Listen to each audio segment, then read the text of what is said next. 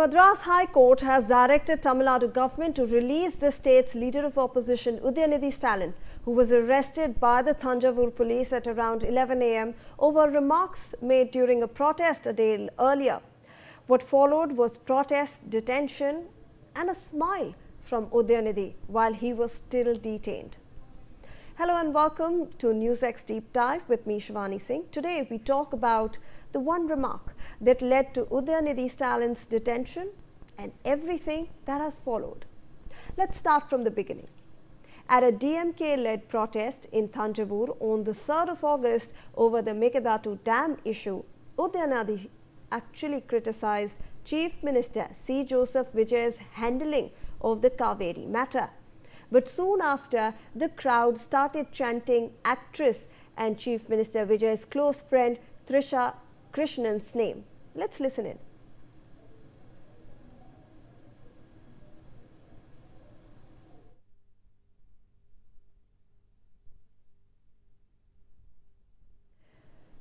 Well, but that wasn't all.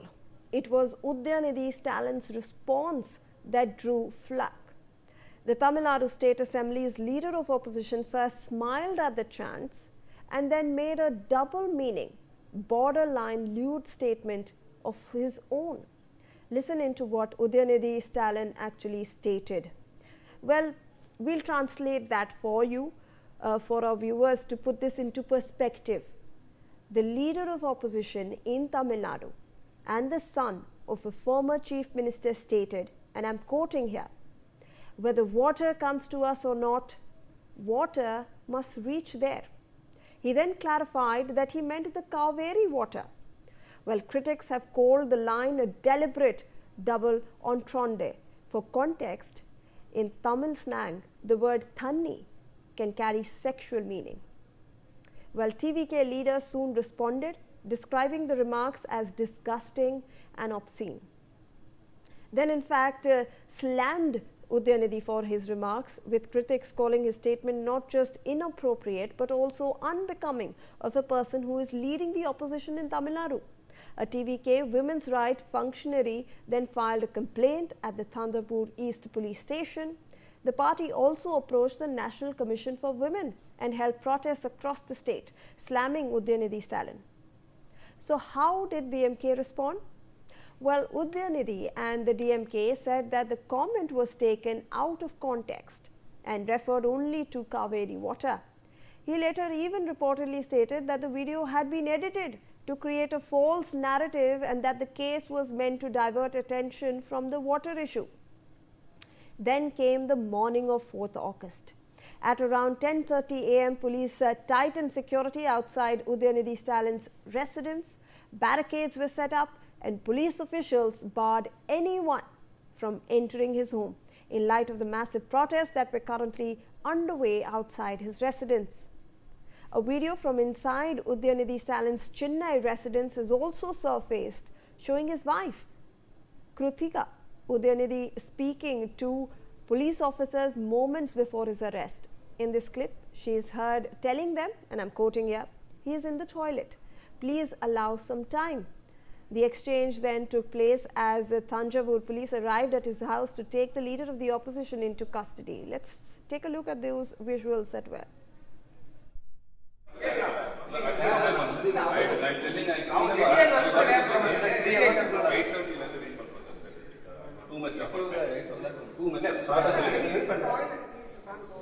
Right, okay.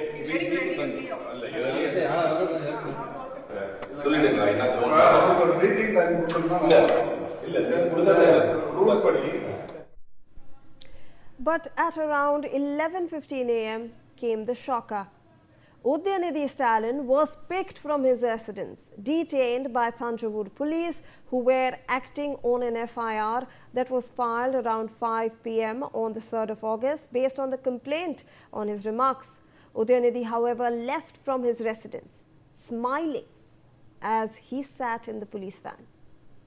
Now, the police have booked him under 9 provisions. Let's list them out for you. We have BNS section 196, promoting enmity between different groups. BNS section 192, which is provocation with intent to cause riot. BNS Section 352, which is intentional insult with intent to provoke breach of peace.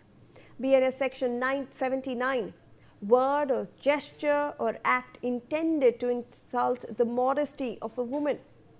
BNS Section 296B, which is uttering obscene words in a public place. BNS Section 61, criminal conspiracy. BNS Section 351(2), criminal intimidation. Section 4 of the Tamil Nadu Prohibition of Harassment of Women Act, and Section 67 of the Information Technology Act, publishing or transmitting obscene material electronically.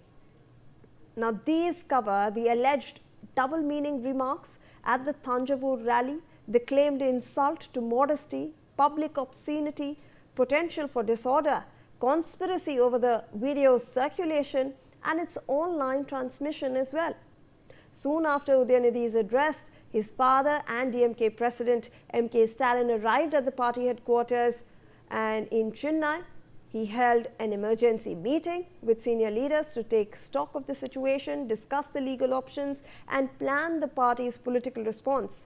Several former ministers and key functionaries joined the discussions as the party prepared to challenge the arrest both in court and on the streets. But it was still not over for the DMK, as the leaders, including former Chief Minister of Tamil Nadu, O. Paneerselvam, took to the streets to stage the protest against Udhayanidhi's detention. They too were then detained by the police. On your screens are the visuals from Tamil Nadu's Thenni, where while staging sitting protests on the streets, OPS was detained by the police. Well, the DMK moved the Madras High Court seeking protection from arrest and later pressed an anticipatory bail plea after police took Udhayanidhi into custody. During the hearing, the Advocate General informed the court that the state did not intend to seek judicial remand and would release him on station bail after questioning the same day. Recording this submission, Justice G.K. Ilanthinaya has then directed the police to complete the interrogation and release Udhayanidhi Stalin on station bail that evening, while instructing him to cooperate with the investigation as required. Udhayanidhi Stalin has now been released on station bail as directed by the Madras High Court. DMK workers are celebrating outside, bursting crackers and claiming a political win. The party continues to allege that the arrest was timed to keep the leader of opposition away from the assembly budget session, which is scheduled for August 5th. The FIR, however, remains in place and the investigation will continue. There is little doubt that Udhayanidhi's remarks were inappropriate and unbecoming of a leader of the opposition. It began as a protest over Kaveri water and the Mekedatu Dam, and soon turned into a stormy that Udhayanidhi and other political leaders will hopefully learn from. Well, joining us on this broadcast is Mr. Mithun Vijay Kumar, who is a political analyst, and we'll discuss this further with him. Thank you so much for your time, Mr. Vijay Kumar. I want to understand from you and your perspective on this issue first. How do you look at this entire political controversy that has played out over the last 2 days? Do you believe it's a diversion like the opposition claims because of the budget session and also a diversion from the Kaveri issue? Or do you believe that this was a correct step that was taken because political leaders can't make such derogatory remarks unbecoming of your stature at such public places, sir? I don't think it is a diversionary tactic by the government to avoid the discussions or avoid discussions on Kaveri issue. But I look at it in a different way. See, there is a simple truth about people born into powerful political families like Udhayanidhi. They only know how to survive when they are in power, and they don't know how to talk without insulting people. There are other dynas like him who we have seen making chaiwala remarks or certain other remarks against our PM as well. So Shivani, in this case, I would like to quote an old local saying, which roughly translates to something like this: if you are exploiting or tricking someone who is tolerant or innocent, it will ultimately result in divine or karmic retribution for the deceiver coming from the intolerant. So that's what I see in Tamil Nadu today. When we look at what is happening in Tamil Nadu politics, this proverb actually comes to life, is what I say. And for years, when DMK was in power, people like Udhayanidhi Stalin had complete freedom. They could openly attack and mock people and religions, including religions like Sanatan Dharma, and face zero consequences because it was their government protecting them. And despite being the deputy CM in that government, Udhayanidhi had no regret while insulting the faith of millions. It was, treated as normal politics in Tamil Nadu back then.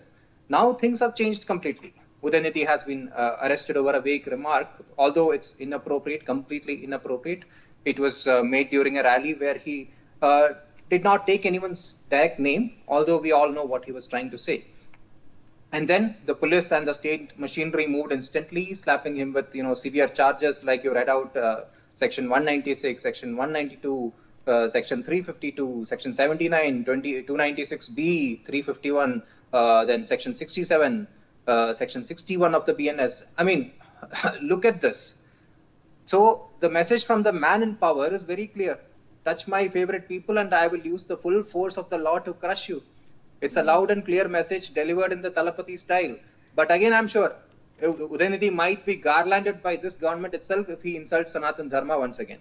Now, the problem is that he insulted somebody who is close to the CM and he's booked by the police.